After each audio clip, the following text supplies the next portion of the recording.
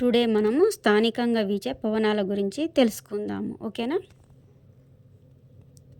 Chinook ఉత్తర అమెరికాలోని Rocky పర్వతాలలో వీచే కవోష్ణ పవనాలు. వీటినే స్నో హీటర్స్ అని కూడా పిలుస్తారు. ఫాన్ ఆల్ఫా ప్రాంతంలో వీచే కవోష్ణ పవనాలు ఈ ఫాన్స్. ఓకేనా. నెక్స్ట్ కాసిమ్ ఉష్ణ పవనాలు. ఈజిప్టులోని సహారా ఎడారి నుండి ఏప్రిల్ జూన్ మాసంలో 50 రోజుల పాటు ఇవి వీస్తాయి. ఆ తర్వాత వీయవు. ఇవి ఉష్ణ పవనాలు.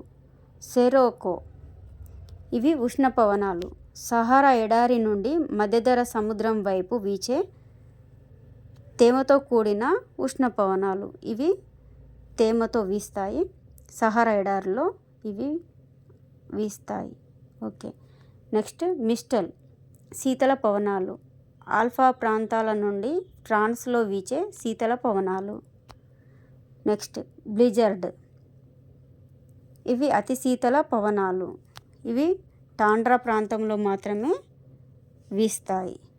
నెక్స్ట్ లవాంట్ ఇవి శీతల పవనాలు. ఇవి స్పెయిన్లో వీస్తాయి. ఇవి స్పెయిన్లో వీసే శీతల పవనాలు.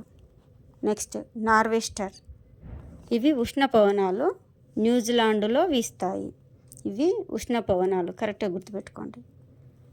నెక్స్ట్ శాంటా అన్నా ఇవి కూడా ఉష్ణ పవనాలే.